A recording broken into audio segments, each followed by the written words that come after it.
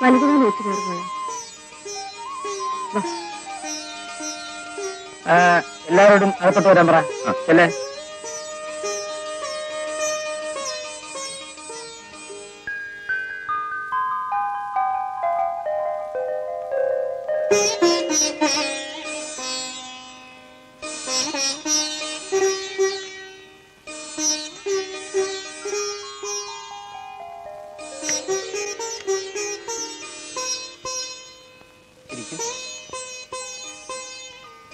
ഒറ്റയ്ക്കിരുന്ന് ബോറടിക്കാണല്ലേ?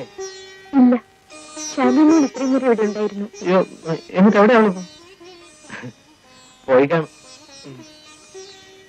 സാധാരണയായിട്ട് അവൾ ഇവിടെയാണ് കിടക്കാറ്. അല്ല, ഇനി മുതലത് പറ്റില്ലല്ലോ. എന്താ ഞാൻ പറഞ്ഞത് ഒരു റിയാക്ഷനും ഇല്ലേ? നാണമായിരിക്കും.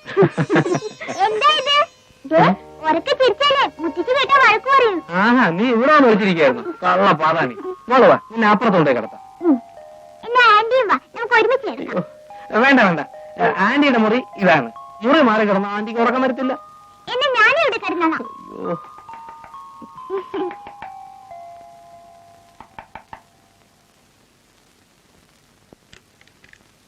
മോളിവിടെ ഉണ്ടോ? അയ്യോ ഉണ്ടതാ. ആഹാ, നീ ഇവിടെ വന്നിരിക്കണോ? മോളെ, എന്നിലൂടെ കിടക്കാം. ഞാൻ ഇവിടെ കിടന്നാലോ മമ്മി? നീ വരുന്നുണ്ടോ അതോ മുത്തശ്ശി വിളിക്കണോ? അയ്യോ വേണ്ട, എന്നാ വാ. Good night aunty. Good night uncle. ഓ ചേട്ടത്തി, ഇവിടെ പ്രത്യേകം നോക്കണേ.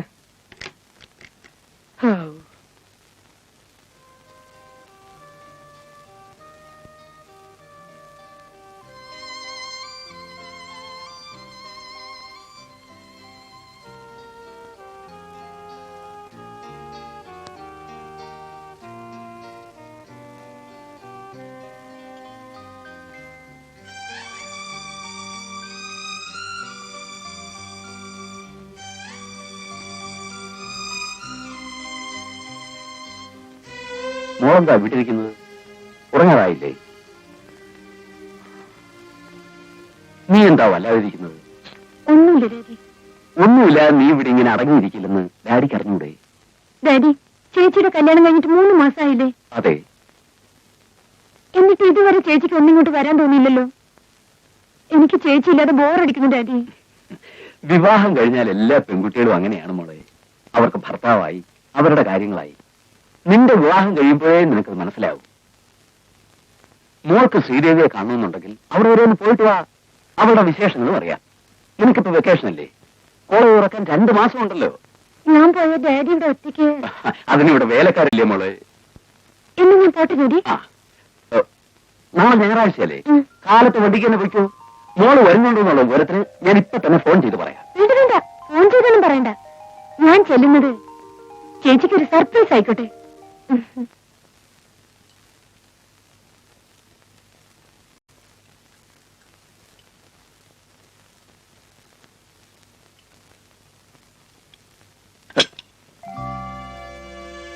Sorry mummy.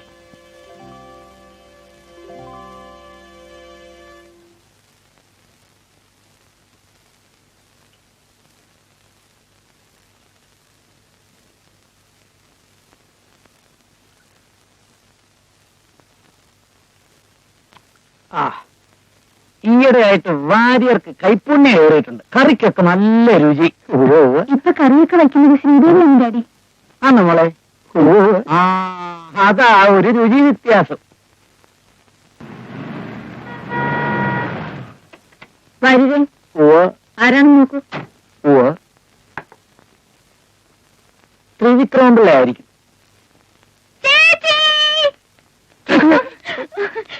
ചേച്ചിയുടെ ഹായ് ചേച്ചി.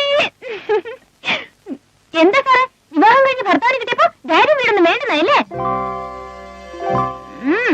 ചേച്ചി ഒന്ന് കൊഴിച്ചിട്ടുണ്ട് അല്ലെങ്കിൽ. അയ്യോ, ഞാൻ മറന്നു പോയാണ്. Sorry. Good morning. Good morning aunty. Hi ശാലിമോളെ. മോളി ആന്റി അറിയോ? അറിയാം. മിടുക്കി. അയ്യോ, ആന്റി മോൾക്ക് സ്വീറ്റ്സ് വാങ്ങിച്ചോണ്ടിരാൻ മറന്നുപോയി. സോറി മോളെ. സാരില്ല ആന്റി. വരുന്ന വിവരം ഒന്ന് വിളിച്ചു പറഞ്ഞുകൂടായിരുന്നോ? റെയിൽവേ സ്റ്റേഷനിൽ വണ്ടി അയക്കുമായിരുന്നല്ലോ. ആന്റി, എല്ലാവർക്കും ഒരു സർപ്രൈസ് ആയിക്കോട്ടെ എന്ന് കരുതി. അയ്യോ, എന്തൊരു വിശപ്പ്. മഞ്ജു, പുറത്തുനിന്ന് മരുന്നല്ലേ, കൈയൊക്കെ ഒന്ന് കഴുകിയിട്ട്. ഞാൻ രാവിലെ കുളിച്ച് ഫ്രഷ് ആയതാ, കൈയൊക്കെ ക്ലീനാ. എങ്കിൽ എവിടെയെങ്കിലും ഇരുന്ന് കഴിച്ചുകൂടെ? നിന്നുകൊണ്ടാണോ കഴിക്കുന്നത്? എങ്ങനെ കഴിച്ചാലും വയറ്റിലേക്കല്ലേ ആന്റി പോകുന്നത്. Manju, hello, how are you man? ആ, പിന്നെ എങ്ങനെയുണ്ട് ഡോക്ടർ ജീവിതമൊക്കെ? ഇപ്പൊ വീഡിയോ കേസിട്ടൊന്നും വാങ്ങാൻ പോകാറില്ലേ? ആ, അന്നത്തെ ഫസ്റ്റ് ബ്ലഡ് ഉണ്ടോ? ഇല്ല. അയ്യോ, കാണണം. എന്ത് ബെസ്റ്റ് പടമാണെന്നറിയോ? ലഗേജ് ഒന്നും കൊണ്ടുവന്നില്ലേ? ടാക്സിലുണ്ട്. എന്നിട്ടാണോ ഇവിടെ നിൽക്കുന്നത്? പ്ലീസ്, ആ ലഗേജ് ഒന്നും എടുത്തു വെപ്പിക്കാം. പിന്നെ ടാക്സിക്കാരന് കാശ് കൊടുത്തിട്ടുണ്ട്, ബാലൻസ് വാങ്ങിച്ചോളൂ പ്ലീസ് ഡോക്ടർ. പോയിട്ട് വരൂ. വരേ.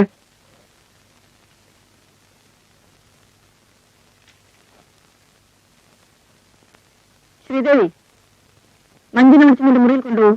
ഭക്ഷണം ഞാൻ അവിടെ കൊടുത്തയക്കാം. ഞാൻ ഇവിടെ നിന്ന് കഴിച്ചോളാം. വീണ്ടും നേരത്തെ വരും.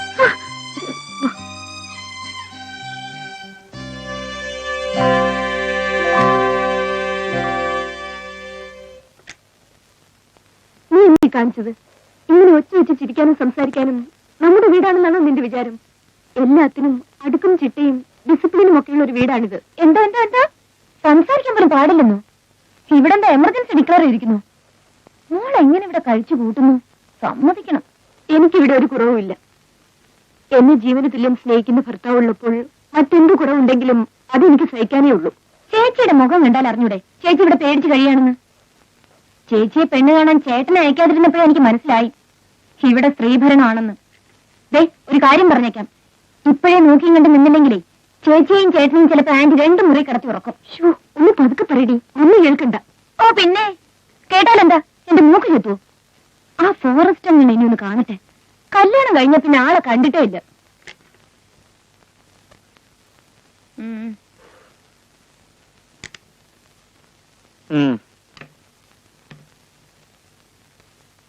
ഇത് കുറെ ഉണ്ടല്ലോ. ലക്ഷണം കണ്ടിട്ട് പെർമനന്റ് സ്റ്റേ ആണെന്ന് തോന്നുന്നു.